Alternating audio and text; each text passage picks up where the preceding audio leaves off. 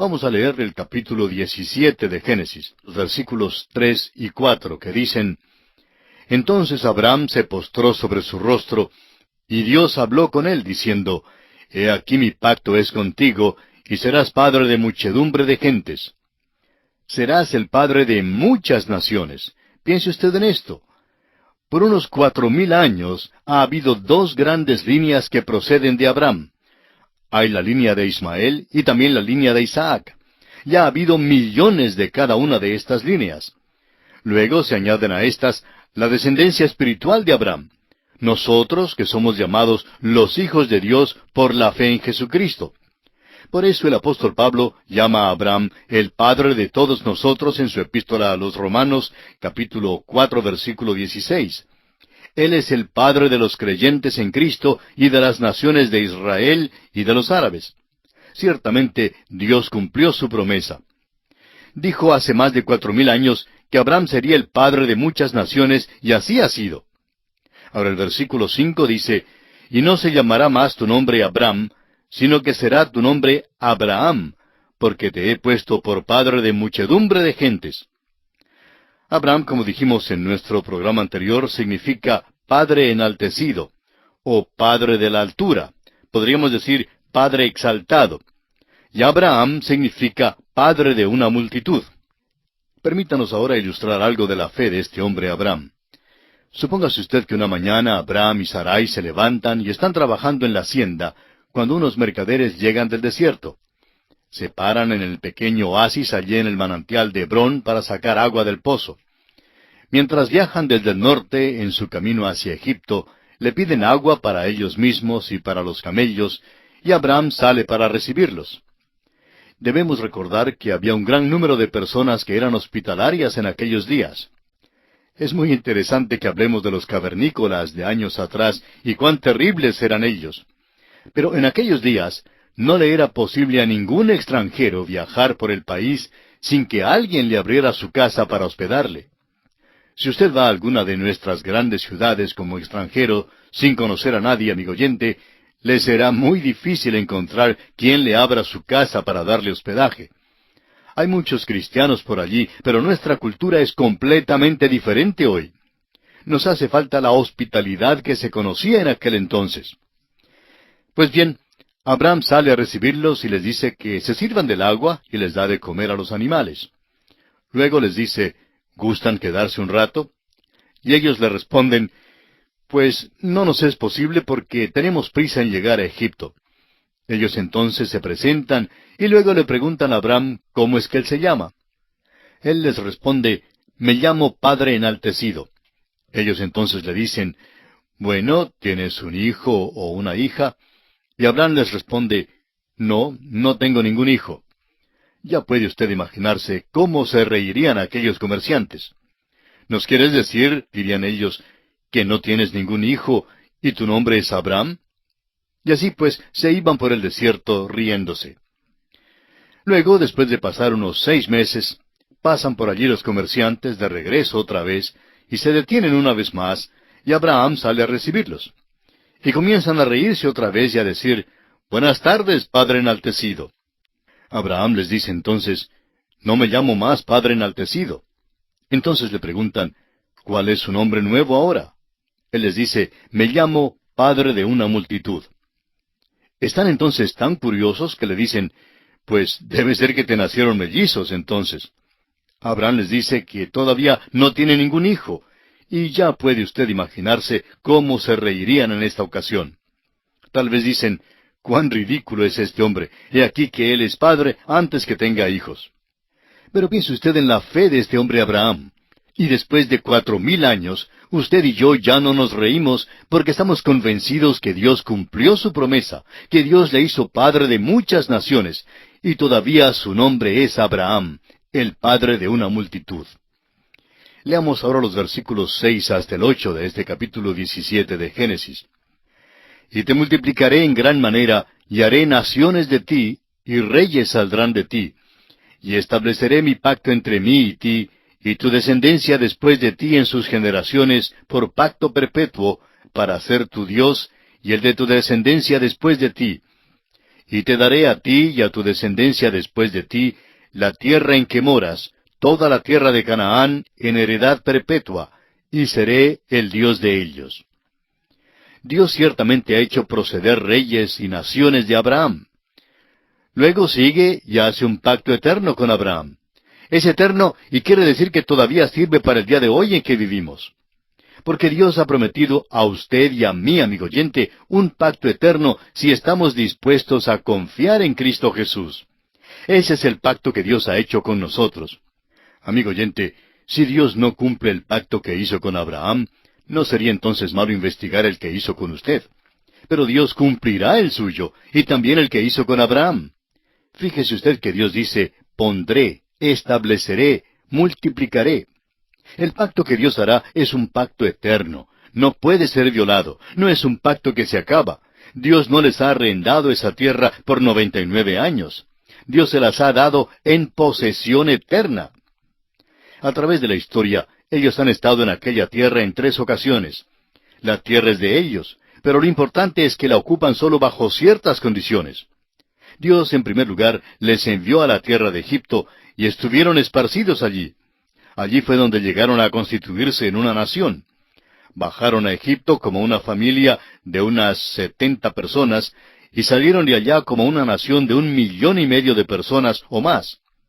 Luego estuvieron desalojados de la tierra en la cautividad babilónica porque participaron de la idolatría y no guardaron un testimonio limpio para con Dios. Fueron traídos de vuelta a la tierra y fueron esparcidos una vez más en el año 70 de nuestra era, después de haber rechazado a su Mesías. En la actualidad no han regresado totalmente aún. Dios predijo que serían expulsados de la tierra 3 veces y dijo que estarían de vuelta 3 veces. Bueno, han estado de vuelta solo 2 veces. Cuando regresen la próxima vez, quiere decir que nunca jamás saldrán de ella. Esto sucederá cuando tenga lugar el milenio, cuando Dios los recoja y los traiga de vuelta a la tierra. No consideramos que el presente regreso a la tierra sea un cumplimiento. Más bien consideramos que cualquier persona que haga esa declaración trata de hacer algo sensacional. Y hay tanto sensacionalismo en nuestros estudios de la profecía hoy día. Hay un intento demasiado grande de hacer todo muy sensacional.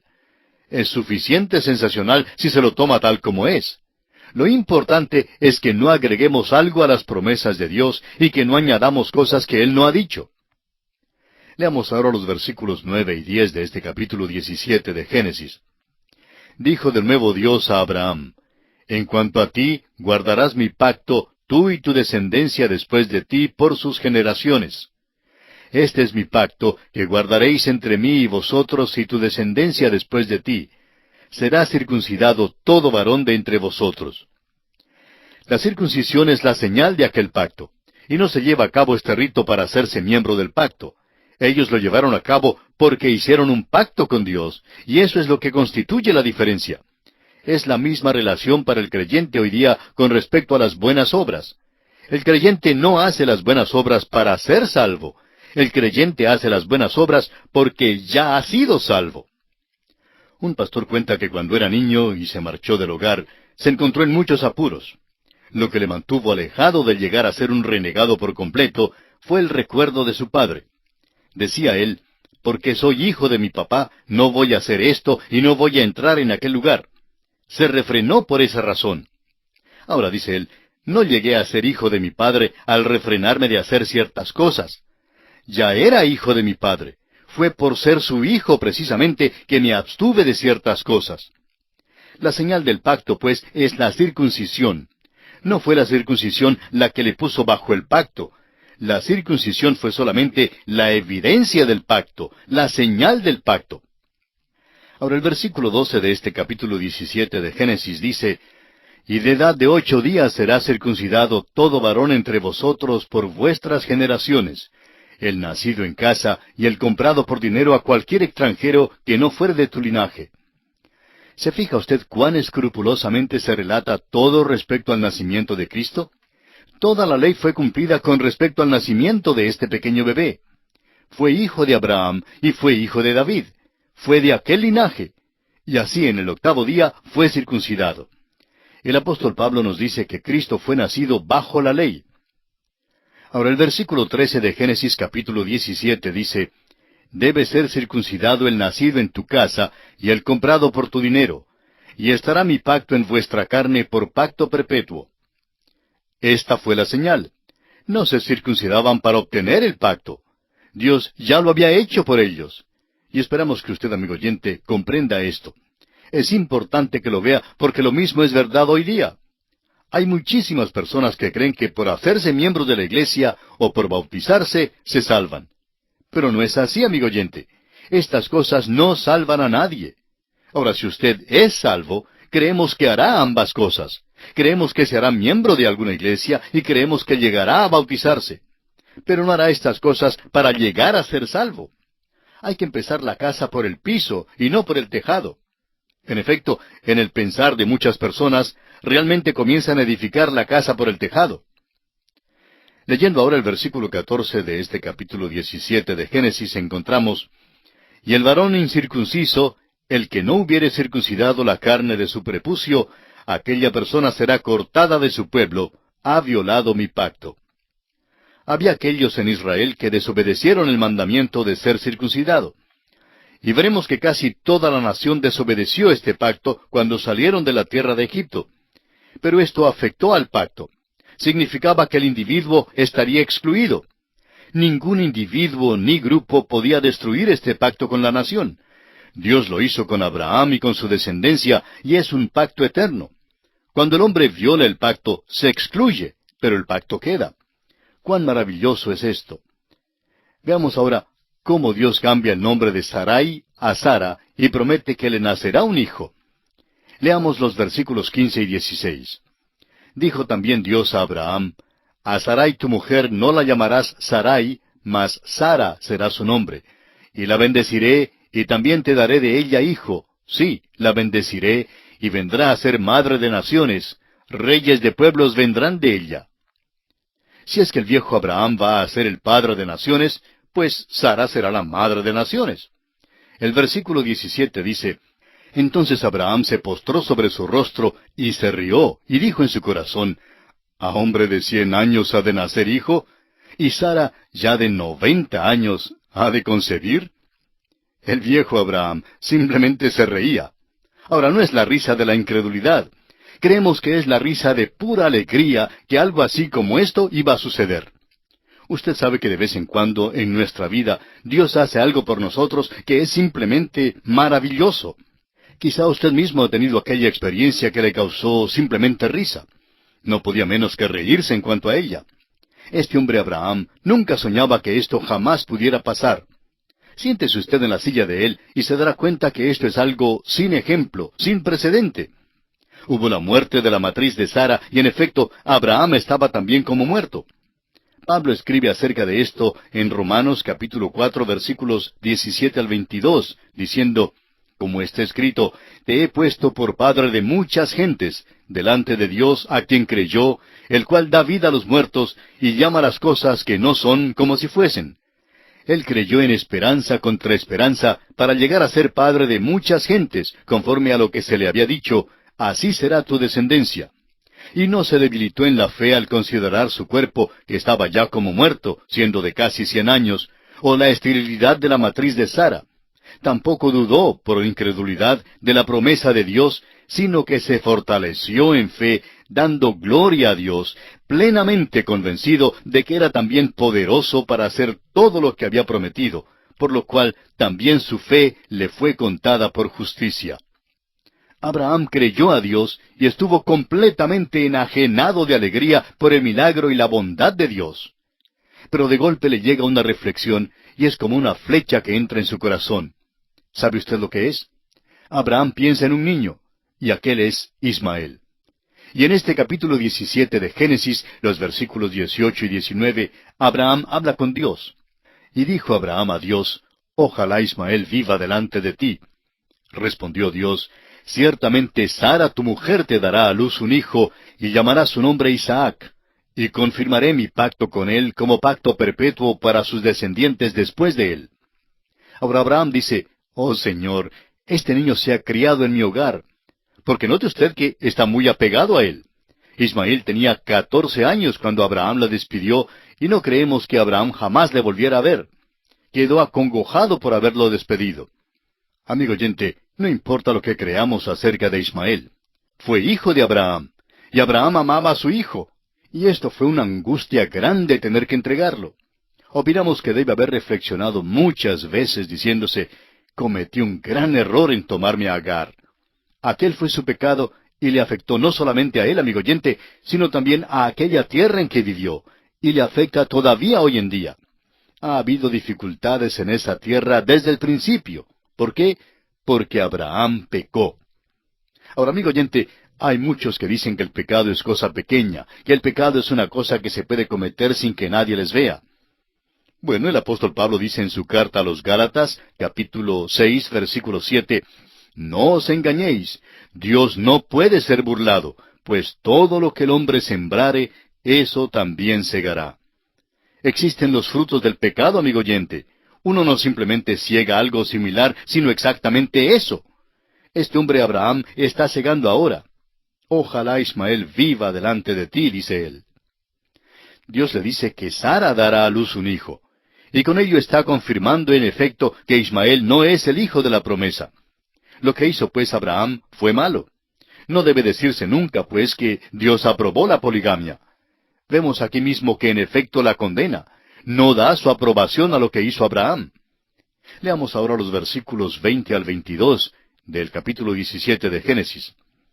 Y en cuanto a Ismael, también te he oído. He aquí que le bendeciré, y le haré fructificar y multiplicar mucho en gran manera. 12 príncipes engendrará, y haré de él una gran nación. Mas yo estableceré mi pacto con Isaac, el que Sara te dará a luz por este tiempo el año que viene. Y acabó de hablar con él, y subió Dios de estar con Abraham. Dios cumple la promesa que ha hecho. No ha de ser disuadido de ella, ni la aplazará. Hará exactamente lo que dijo que él haría. Habla como si Isaac ya existiera, como si ya hubiera nacido. Habla de las cosas que no son como si fueran. Isaac no nacerá hasta el año que viene. El Señor deja de hablar con Abraham. Es como si hubiera dicho, Abraham, mejor es que te quedes callado. Dios ya ha hecho su decisión. Amigo oyente, hay veces cuando debemos dejar de pedir a nuestro Señor. Hay ciertas cosas que no debemos pedir más. Hay veces cuando ya hemos dicho lo suficiente y no debemos decir más. Hay muchísimas personas que simplemente molestan al Señor en la oración a pesar de ya haber recibido la respuesta. La respuesta es un no. De modo que Abraham escucha decir a Dios que es suficiente. No debe mencionar más a Ismael. Isaac ha de ser el hijo de la herencia y Dios no cambiará aquella promesa. Esto no significa que Dios no vaya a escuchar más las oraciones de Abraham. Veremos más adelante que Dios escuchó a Abraham, pero no tocó este asunto. A veces hay personas que oran en cuanto a cosas que Dios no intenta contestar. Recuerde usted que Dios nos ha enseñado a orar según su voluntad. Debemos pues tener mucho cuidado cuando pedimos que nuestros amigos oren en cuanto a ciertas cosas. Debemos orar por aquellas cosas que son razonables para Dios contestarlas. Ahora el versículo 23 nos dice, entonces tomó Abraham a Ismael su hijo, y a todos los siervos nacidos en su casa, y a todos los comprados por su dinero, a todo varón entre los domésticos de la casa de Abraham, y circuncidó la carne del prepucio de ellos en aquel mismo día, como Dios le había dicho. Esta es la señal del pacto que Dios hizo con Abraham. Surge la pregunta en cuanto al por qué Ismael fue incluido en el rito de la circuncisión. Bueno, es simplemente porque Dios prometió que también él sería una gran nación. Está incluido en el pacto en este sentido, pero no es él el cual Dios prometió en el principio. No debe ser el padre de aquella nación la cual Dios usará y de la cual vendrá el Mesías. Es muy importante que veamos esto. El Mesías deberá venir de la línea de Isaac. El capítulo 17 concluye de la siguiente manera. Leamos ahora los versículos 24 al 27. Era Abraham de edad de 99 años cuando circuncidó la carne de su prepucio. E Ismael su hijo era de 13 años cuando fue circuncidada la carne de su prepucio. En el mismo día fueron circuncidados Abraham e Ismael su hijo. Y todos los varones de su casa, el siervo nacido en casa y el comprado del extranjero por dinero, fueron circuncidados con él. Estos versículos se explican por sí solos. Y notamos aquí la obediencia de Abraham para dar cumplimiento a la exigencia que Dios había puesto para el cumplimiento de este pacto. Y diremos que tanto él como su hijo Ismael y los demás varones en su casa, como dice el último versículo, el siervo nacido en su casa y el comprado del extranjero por dinero, todos fueron circuncidados junto con Abraham.